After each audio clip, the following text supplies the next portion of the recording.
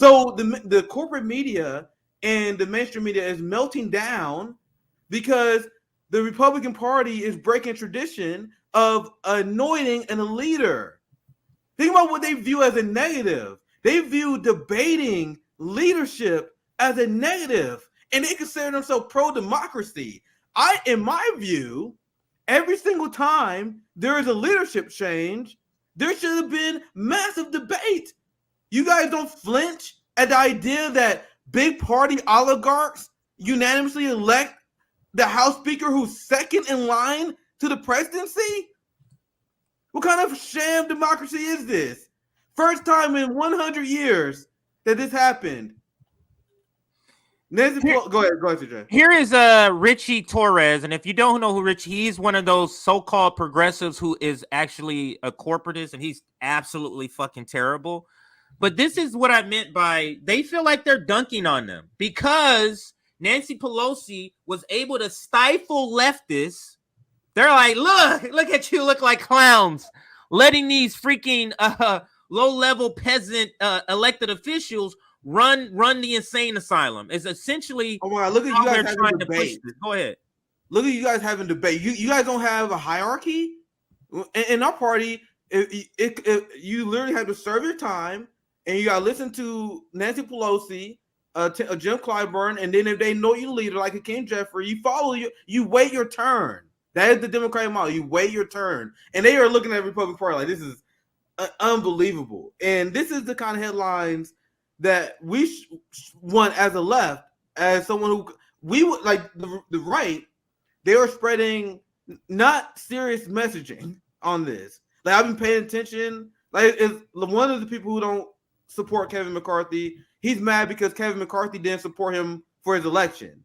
So it's not like the left where we would challenge Nancy Pelosi on healthcare. So I do want to make that distinction. But them doing this shows how effective this strategy, if you propel it with a working class ask and demand. Imagine if this debate was being framed around the left dethroning Nancy Pelosi, who is way more popular in the corporate news and way more bigger name on the global stage than Kevin McCarthy. Can you imagine the debate that will be going on right now? The squad, the left, refused to vote for Nancy Pelosi because of health care.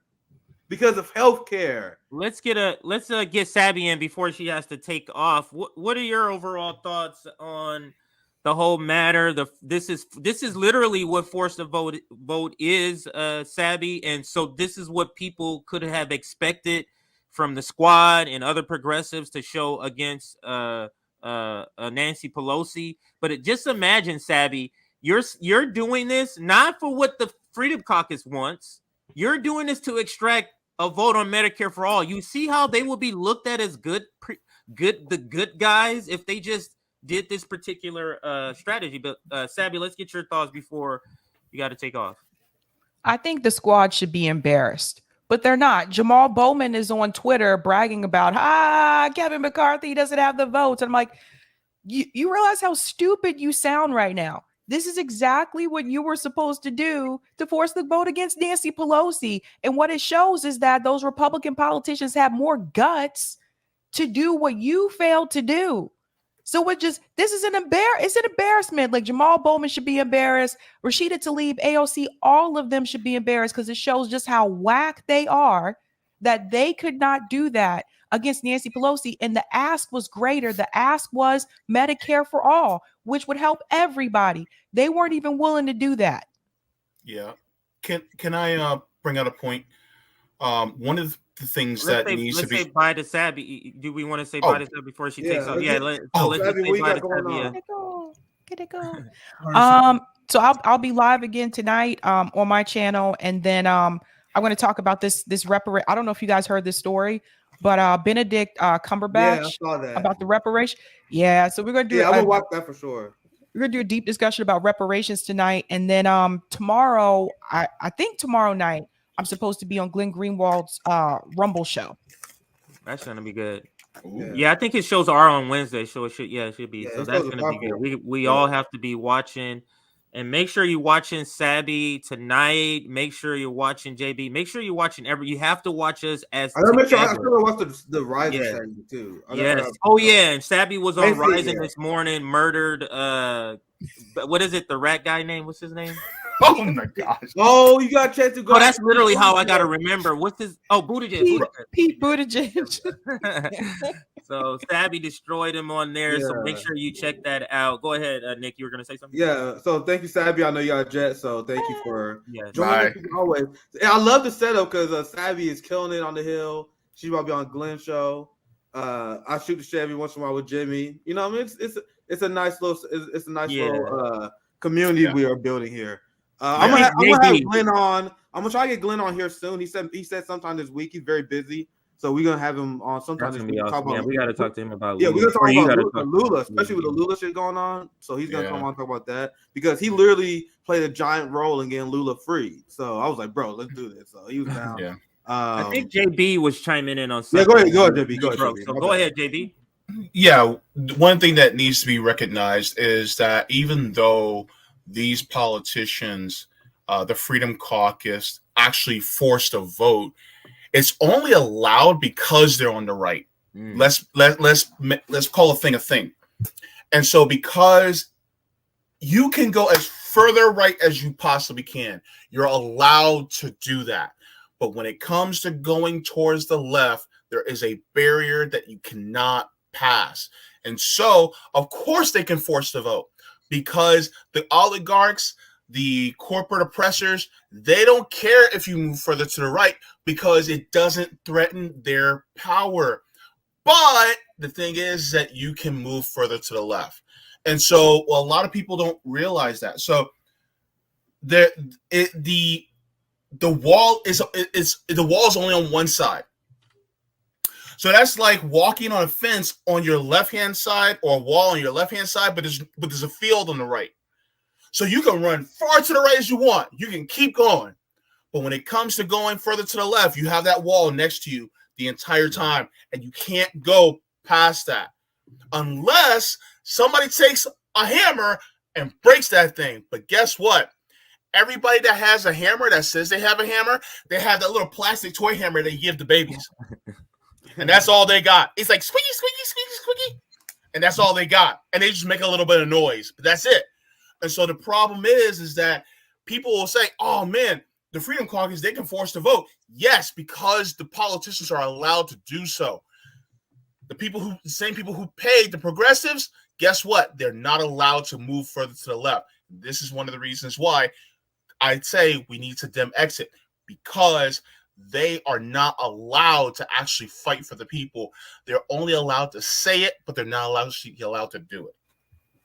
And all the naysayers who's was against forced to vote and whatnot, I never in my life seen somebody mad at another person for holding someone accountable for promising you things. Yeah. You know, from taking money and time and energy away from your family and your job, you know, or other things that you can be doing, like helping the fucking homeless or organizing a real organization for the left or for the people on the ground. Mm-hmm. You get mad at us for saying, hey, fuck Nancy Pelosi, she worth $100 million. What the be speaker for? She can lose her job right now and die rich. Yeah. What is she doing for us? That we should be fighting to make sure that she keep her job. And like we have said, this isn't just some this speaker. No, we wanted to vote. We wanted all those what was it? 181 co-sponsors. Can we be real? Vote. They were cowards. I'll pass it right back to you, Ron, but they was cowards because look at all the negative media publicity that people like Matt Gaetz and the people opposing Kevin McCarthy is getting. I'm gonna show you guys an example. We're gonna do a propaganda report here soon. I'm gonna show you guys how the mainstream media on Fox News and MSNBC are attacking the people challenging power because they are institutionalists. So the NATO left, the lockdown left. I told you guys, it's a complete circle. The same people, those same people are the people who was against forced to vote. You guys know, you guys notice that? Yes, it is. That is not a coincidence. You guys think that's really a coincidence? The same people who were against They smeared us for the General Strike Summit. They was against the March for America for All. They was against Force to Vote. They was part of the lockdown left. They now part of the NATO left. You guys think that's a coincidence? They're literally establishment shills, and they was cowards because they didn't want that fight. The fight. I'm looking at the way the establishment is attacking those Republicans right now. I'm shaking my head like, damn, that should be us. Yeah. The MLK was on the front line. 70% of white America hated this man. 75%. 75. Thank you, JB. Yeah. Yeah. But they hated this man. He was like, I don't give a fuck. I'm on the front line. Meanwhile, the cowards in Congress, Jamal Bowman, I'm showing you guys his tweets. He's standing here pretty like, we have no problems over here. No, we ain't no ruckus over here. We chilling, nigga. We making money. We bro. fall in line over here. And they're celebrating it. Yeah, we falling high. We shuck and jive over here for the money. What you think is happening over here? Everything's gonna be all right. I'm gonna find that damn tweet. And what's more embarrassing is that's his first vote ever. Was for Nancy Pelosi. That was his first vote. Him and Cori Bush, I believe. Yeah, just clowns. Now listen to Matt Gaetz real quick as Nick bring that other part. He's looking for the other receipt, but this is Matt Gaetz on the floor to nominate the most talented, hardest working member of the Republican conference who just gave a speech with more vision than we have ever heard from the alternative. I'm nominating Jim Jordan. Jim Jordan is humble, perhaps today, humble to a fault. Maybe the right person for the job of Speaker of the House isn't someone who wants it so bad. Maybe the right person for the job of Speaker of the House isn't someone who has sold shares of themselves for more than a decade. Can you imagine AOC on the floor? Yep. Maybe the person for the Speaker of the House shouldn't be somebody who made $100 million while in office. Yes. CJ. Why don't we have that? Wait, Bryce said, was that 2 slaps? Yes, Bryce, that was 2 slaps. Plah, plah.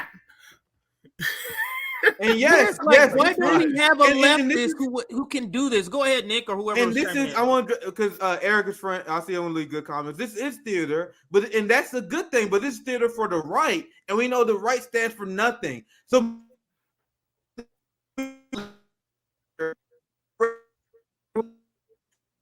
You breaking up. You breaking up. The sound is breaking up right there. Yeah. Check. My internet. There we go. Now we can hear you. So the point I was making, I'll just continue my point. Matt, it is theater, but imagine if it was actually serious left working class political theater, because theater is not necessarily a bad thing. All activism is inherently performative, but it's like, at what end is that? Are we raising awareness for healthcare, housing? We should be being performative. We should put theater so we can expose the corruption of Nancy Pelosi and the Democrat Party. The problem is the NATO left, the progressive left, they do political theater in order to shield for the Democrat Party. And what Matt Gaetz and the writers, go ahead, CJ, if you want to. You have to look at theater like this. It'll be like if you go to a Broadway show and you see a Broadway show about imperialism. Does that not make what's in the Broadway show great information about imperialism, and then you take what happened in the theater and you apply it, or you build on it? So theater is just an inspiration.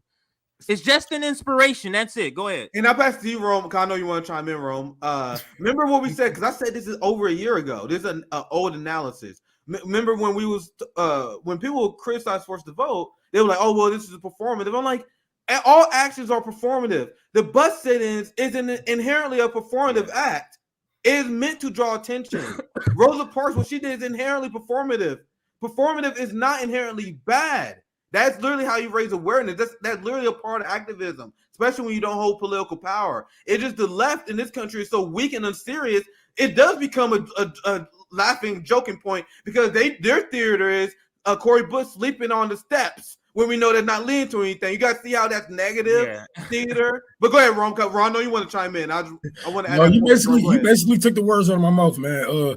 And I always speak about the importance of propaganda, knowing what's propaganda and how to teach people, about it and how to stay away from it. And it's important for us to keep in touch with what these people are saying, what they are doing. Even though they are horrible people, it's still good to use some tricks that your king uses himself against him because he might not even see it. The elite might not even see it. So it's good to watch them. And, just jot down, just in your memory, what I'm saying, what you're gonna do against this. What can you do about this to stop this? And point it out to more people that this is just straight up propaganda for people to make them feel better that, oh, my Republicans are actually fighting or actually listening. No, they're not. No, they're not. At the end of the day, they all gonna vote bipartisan on bills that's gonna give corporations hundreds of billions of dollars while we are in the middle of a pandemic, So yeah, fuck all of them.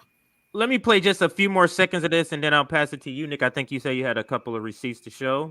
To get it. Maybe Jim Jordan is the right person for Speaker of the House because he is not beholden to the lobbyists and special interests who have corrupted this. Can you imagine a squad member saying that about Nancy Pelosi? You know how much more effective that would be to say that about Nancy Pelosi, who's the person getting all this money? And imagine those same exact words. We keep doing this, Nick. You keep mentioning this. The squad is forcing us to say these conservatives are better than them. They're forcing us by not doing anything. Matt Gaetz is doing what AOC should have done with Nancy Pelosi. The Overton window is actually on the move to the right in America. If we don't see, like, they're not obviously switching powers or switching parties right now, but you're starting to see the right do things that the left should do, the left do things that the right would do, and now everybody's in this little confused thing. And when the smoke clears, you're gonna have AOC talking about, well, she already talked about funding Israel, she funding ICE, but it's gonna get deeper than that. The rhetoric is gonna actually tell you who they actually are, and then we're gonna have people come in. Oh, I'm libertarian, I'm Republican, and I want housing for all, and that's how we started. That's how we started to switch the parties. Yeah, absolutely. All right, so Nick, I think that's enough. He just goes on and just embarrasses AOC. Like, he's saying these things about a possible speaker. Can you believe that Kevin McCarthy's about to be speaker, regardless of whatever happens here? He's going to be speaker. He just called him out for being paid off by lobbyists. And one of the things, and we didn't do propaganda report. We see how much we can stomach it. That is such a good point, because one of the things that the corporate media was saying, it was like, this is going to backfire on them, because if Kevin McCarthy becomes speaker, then Kevin McCarthy going to put them on the shit list, and they won't get committee assignments. Like, that's actually like that's the person from Fox News says, sounding just like TYT and the progressive left. Like, oh, you want committee assignments, don't you? You want to climb the corporate Washington ladder, don't you? You know what committee assignments mean? It doesn't mean what it means to me and you. Committee assignments means your pay from corporations is going to go up because you're on the committee. That's what they're talking about, committee assignments. Committee assignments is essentially saying, do you want a raise? Do you want more money? That's what this is. Go ahead. No, CJ, that's such a good point. And remember, guys, these people already got money. So why are they doing it? They're already rich. Why are they doing it? It's psychology, right? So when you're part of the ruling class, it's not about how much money you have anymore because you're already wealthy. It's about your status. So they're competing against each other. So it's one thing to say you're a Congress member versus saying, oh, I'm on the Arms and Service Committee. Right. I'm part of the Financial Budget Committee. And that's my, and then you go into parties, and I'm the head of the Financial Committee. Like, that's literally all they fight for. You got to remember, you got to humanize them and humanize that corruption. That's what it's for them. So they were like, you don't want that committee side. You might lose your status, your place among our club. Anyway, let me show you guys this, and you guys can see this is the theme of this segment. This is one I saw earlier. I'm gonna show you guys two different ones for MSNBC and Fox News. I told you guys we usually don't watch the five because they're hard to stomach, but it's gonna be hard to stomach. But they was in shambles. I was like, they was in shambles, son, over this, and they was making the same arguments on the Republican side that to force the vote, the TYT, the Jake Duger, the Sam Cedar. My God. They was making the same argument on the right, It was unbelievable. That's why it is literally the first time in RBN history I'm ever gonna show you a 5 clip. Now I'm gonna show you I did Glenn Greenwald. We was laughing at Jamal Bowman because I want you guys to keep this tweet in mind as we watch this MSNBC segment where they're gonna Joe Scarborough, the number one, at least top 3 propagandist. He's gonna be like, oh my god, this is horrible. So showing you guys that Fox News and MSNBC, they're on the same side on this. That shit, their opposition's all theater. But anyway, this is Jamal Bowman. Just terrible. Jamal Bowman said, GOP leader doesn't have the votes. We're in a good mood. Like, he's like, nigga, we're gonna be all right.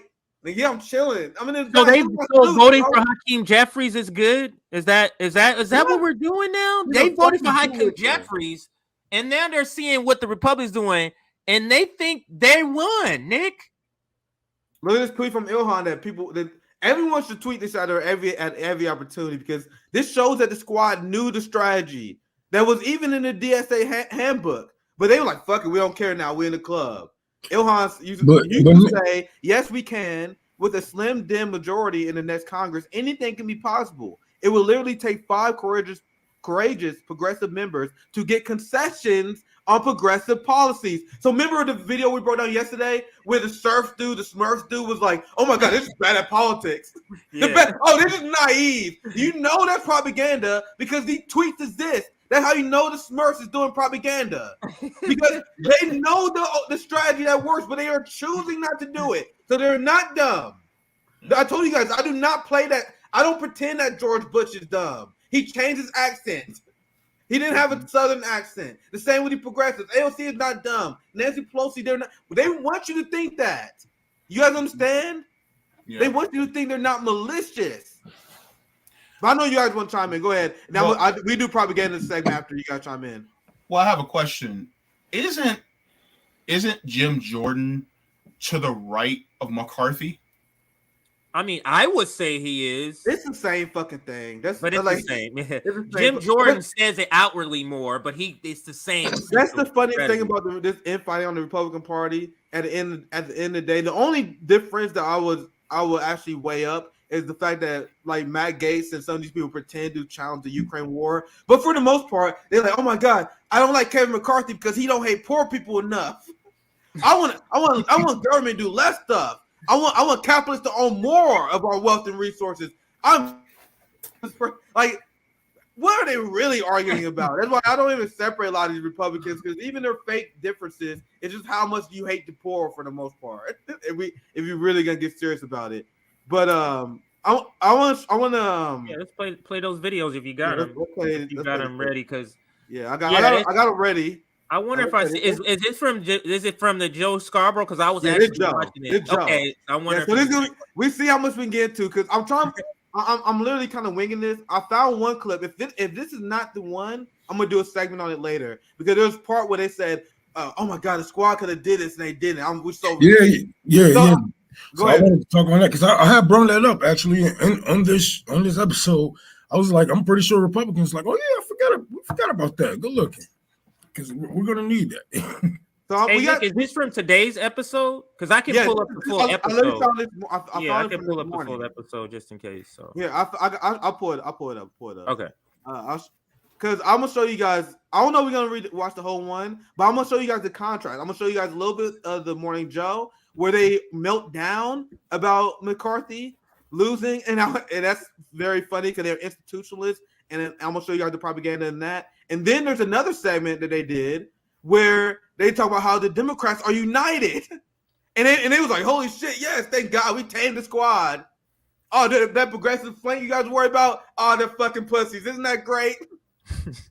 And then I'm gonna show you guys the Fox News video. I had to look at my history here. And this Fox News video, I'll pull it up in an intermission where it shows the 5 essentially melting down over Kevin McCarthy. So that's the order I'm going, and I know we are getting late, so I'm trying.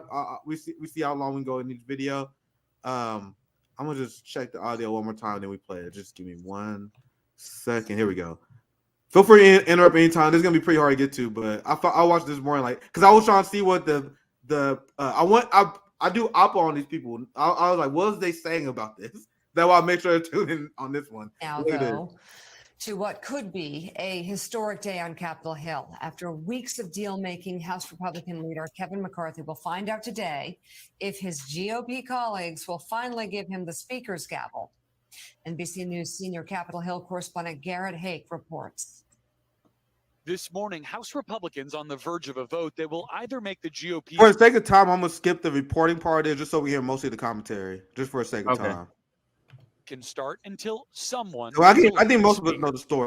We want to do a propaganda break. Governor David Drucker. We're going to be diving into a piece he wrote. Yeah. But first, the question I have for both of you actually is, given who's voting for Kevin McCarthy and who's opting not to vote, they seem to be aligned on a number of levels, at least on how far right they can go. Why wouldn't they vote him into power so they can continue with their agenda, in some cases pretty crazy agenda? Well, I don't know that they're aligned on absolutely everything. There are a lot of people in Washington, D.C. who understand Republicans should have had a massive landslide. We should have had a massive red wave flash across our screens on election night. It just didn't happen. And David Drucker, as Newt Gingrich said, my former speaker, I don't quote Newt too much, but as Newt Gingrich said earlier, this is the worst case scenario for Republicans. They're looking crazy in front of the world right after a midterm election where... And this is why I want to show you guys. Look at the framing. The dissent in a party is considered crazy, challenging and changing the institution. And they show you this is the last time this happened in 100 years. But before that, it happened all the time. They don't tell you that. It happens all the time before 100. Then after that, they're like, all right, we can't have none of these public infighting. We got to iron the shit down, capitalist dictatorship, no debate. We have a clear hierarchy. And Joe Scarborough and Mika presents the change of that as a negative. That's their audience. What do we always say, Nick? Who is the audience of Morning Joe? The audience of Morning Joe is listening to them say, call this a mutiny, and they're looking at it, yeah, this is a mutiny. It's a mutiny of capital to them. It's like, just get in line so we all can exploit all these people, and you're causing problems. And that's kind of how the ruling class views this. It's like, look, whoever we put in the speakership, Matt Gaetz, is going to do the corporate bidding. So, you know, that's how they look at it. Like, you know, who cares? They prefer the formality of just going along with the flow. So it gives the appearance of democracy, gives the appearance of control, gives the appearance. That's what they want to give. They don't care. Like, you challenging power is a problem. Yeah, you're right, CJ. They are deeply institutionalist. They have only one ideology. That's American exceptionalism, and they believe in the institutions. They don't care about the struggle of the workers. They don't care about the relationship between state power and the proletariat. They just care about upholding the institutions, and keep that in mind as we watch this segment. If anyone will try to feel free, but I can't see you guys. Go ahead, Jay. Well, one thing I want to bring up is the dissent or the shock and awe from somebody like George Scarborough about them wanting to challenge the vote of Kevin McCarthy really truly reflects their sentiment about voting in this country. Because if you go against the grain, so to speak, then it's like, oh my God, this is horrible. You shouldn't be able to do this. And it's like, wait a minute. Yeah, it's called a democracy for a reason. But they only want democracy if it benefits them. And so even still, they go, oh man, they're not going to vote for McCarthy. They're going to want to go against McCarthy. Oh, we can't have that. It's like, well, yeah, I mean, some people aren't going to agree. What's wrong with that? What's wrong with some of dissension? I mean, wasn't it Thomas Jefferson who said dissension is one of the greatest parts of patriotism?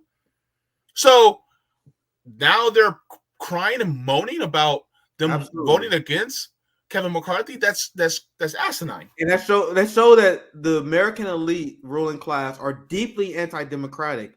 And I'm gonna play a little bit more of this, and we'll show you the 5 clip so you guys can see the contrast and how the 5 goes along with this talking point. Because Joe Scarborough and MSNBC presents this as embarrassing for Republicans. So when I saw the 5, I thought the 5 at least kind of put back on that idea, but no, they go along with this like, oh my God, this is embarrassing for Republicans.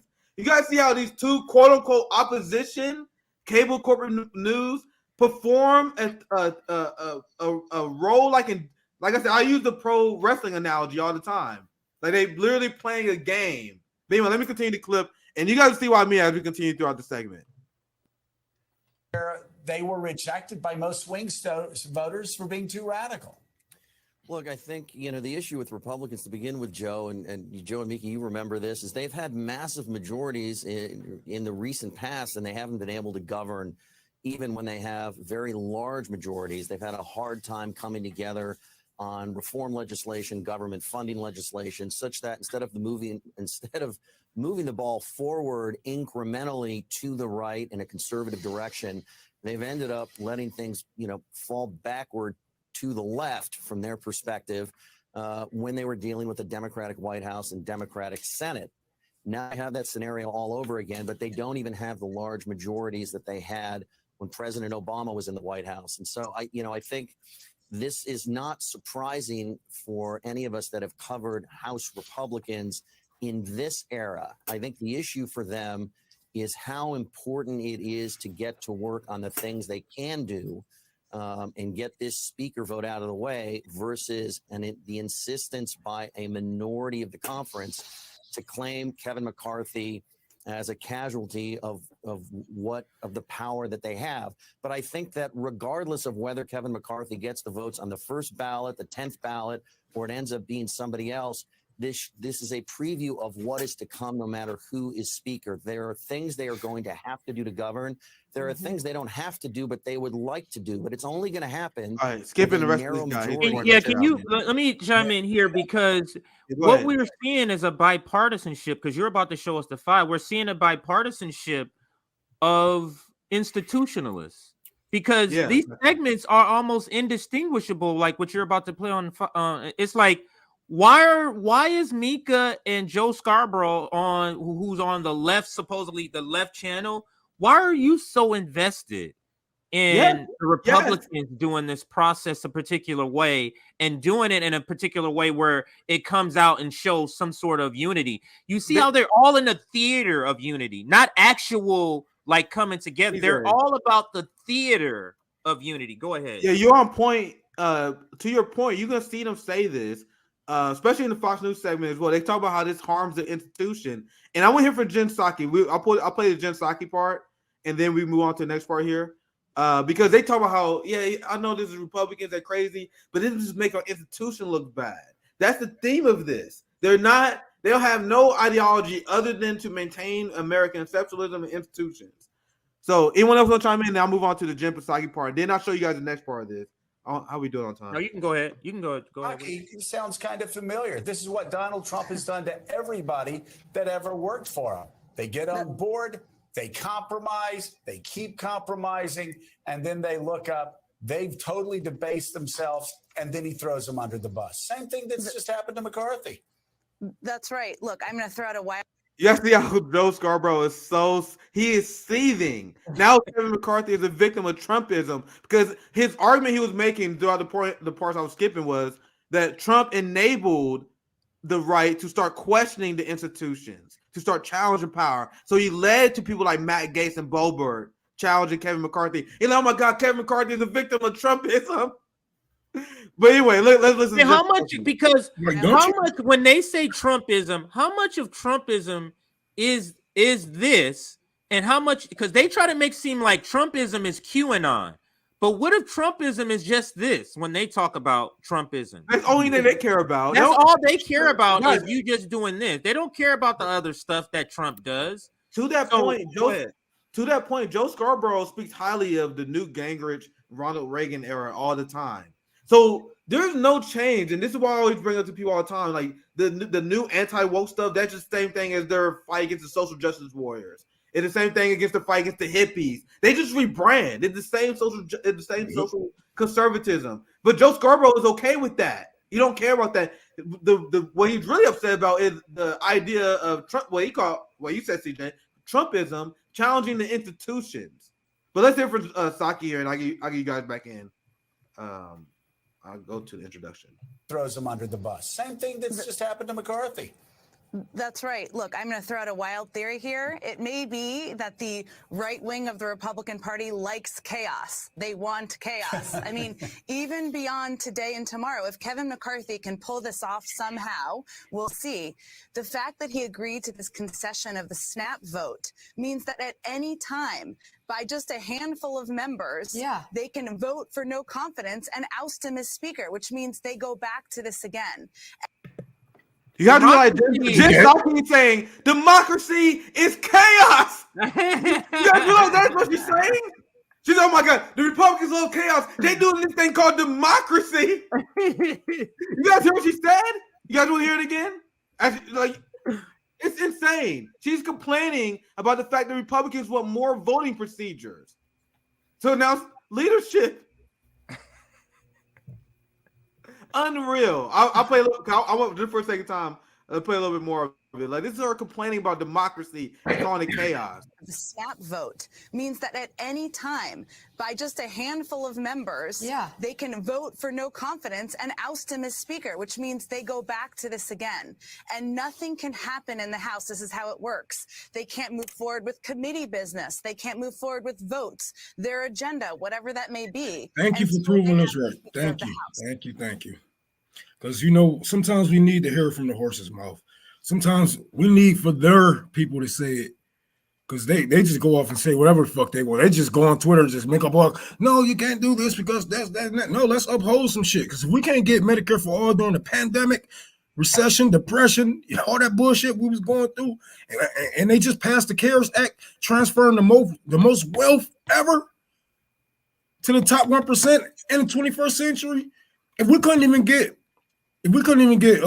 covered during the pandemic, then fuck it. Let's hold up some bills. Because if we think about holding up bills, what bills are being held up?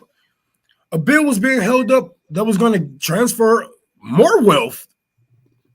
You know what I'm saying? The Build Back Better bill. All that shit, we could have held all that shit up. We ain't getting nothing out of that. Why not? Great points. JB, did you want to chime in before we go back to Nick? Nick, you're muted. You're muted, Nick. No, you can go back to Nick. Go ahead, Nick. Yeah, I'm gonna play the Fox clip now because I think you guys get the gist. And they play along with Morning Joe's talking points. And look at how much they are in shambles. The title of the video gives it away how much they are in shambles over this event. Republicans look like idiots for this. So that's the only reason. I told you I usually don't watch the 5. I saw that title and they clickbaited me. I was like, whoa, I didn't expect them to be this shaken up over this, to be honest. But let's listen to what they says. Right. So today at noon, they are officially going to start the 117th U.S. Congress.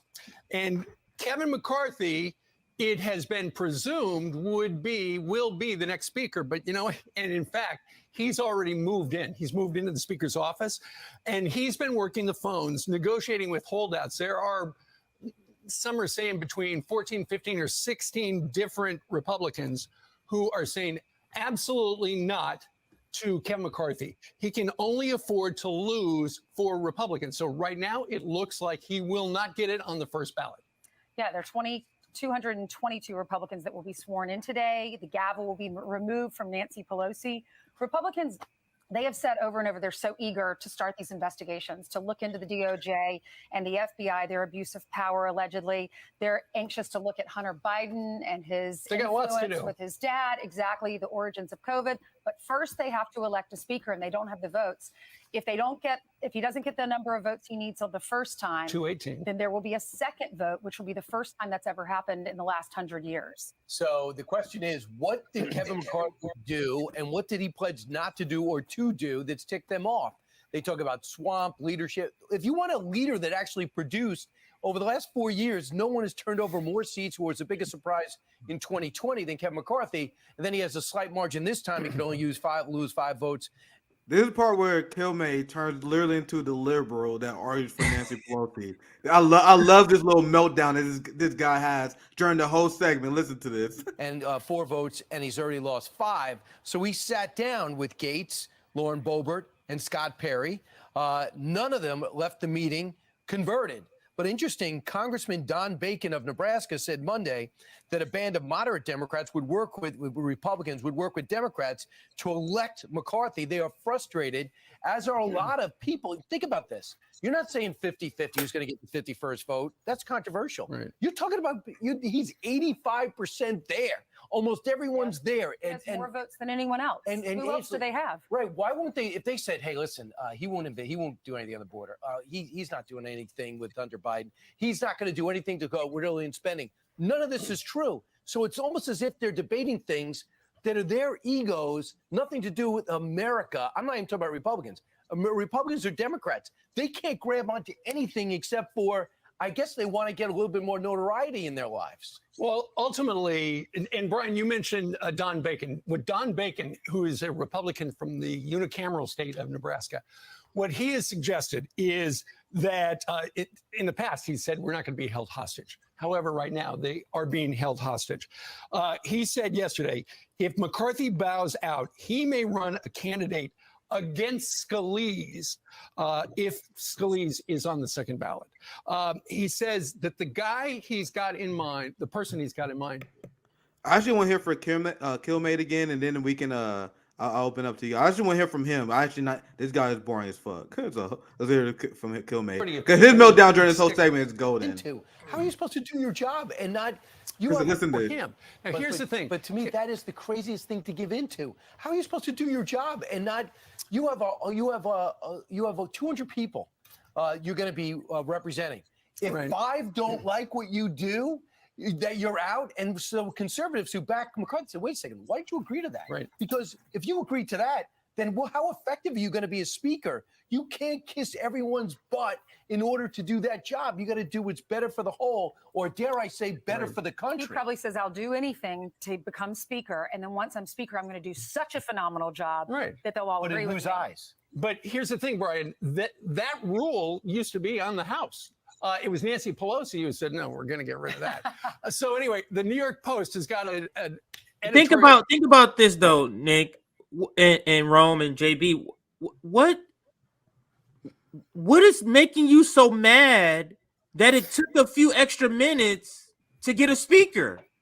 Like, think about what they're complaining about. They did this on Joe Scarborough too. Like, what is so, like, you know what I mean? Like, somebody gets shot and the police unarmed, they act like they can't find a problem. But with this, like, what about this? That's a good point, CJ. Because you know, there's no urgency to end poverty, no urgency to help the people, but there's urgency to uphold the institutions. And when it comes to upholding the institutions, that's when the facade falls apart. That's when you see MSNBC and Fox News arguing the same thing, but doing it in a different flavor. You guys see the theater? But Rome, I'll get your last thoughts and I had the other video, but I know we're getting a little late. But go ahead, Rome. Anything you want to add? You took the words right out of my mouth again, man. Because these people, they are mad because overall they know they benefit off of that speaker. You know, they benefit off of him being a speaker, whether they are Democrat or Republican. They all get money in these corporations. They bosses, benefit from the legislation that, whatever the fuck Kevin McCarthy would have signed into law, whatever the fuck it is. So they're mad because it's going to uphold their money, their boss's money. It's going to slow down their capital, and it's giving us ideas. Like, not only is it showing us that they can't even stand themselves, but it's showing us that these strategies do work, and we can, we could put a hold on power. Now I'm gonna show this video is shorter, and then this is the last part, and then I'll wrap up and I'll pass it back to you, CJ, because I'm gonna go back to more Joe, because now this is the segment where they brag essentially that, oh, this chaos, this democracy going on in the Republican Party, Democrats, we're not having that. We're not having any questioning of power here. Fuck that. Our members know their place. So I know I went long, but I have to share this part to wrap it up. So this is my last part. Having that democracy. Yeah. This messy democracy. So this is a shorter part video. Feel free to interrupt anytime, guys. Here we go. Republicans struggle to choose their House leadership. Democrats have theirs in place. Joining us now, incoming House Minority Whip, Democratic Congresswoman Catherine Clark of Massachusetts. It's good to have you on the show. I guess my question to you would be dealing with the party in power, which appears to be a chaotic party. What do you hope? What do you think is possible in terms of getting something accomplished?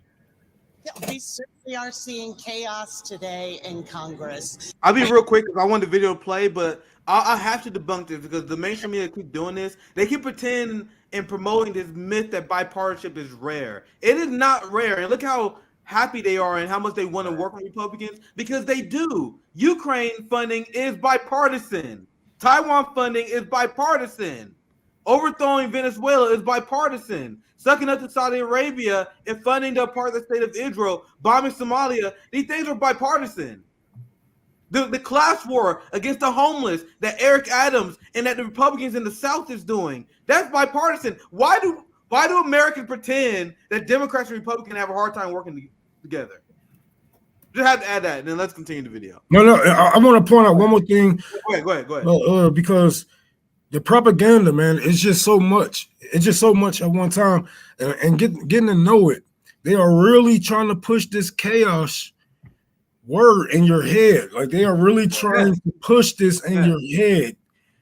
Don't fall for it, because this shit it ain't chaos at all. Actually, you want to see chaos? I look up videos of other countries. Their leaders fight each other. Exactly. That's what democracy's supposed to be.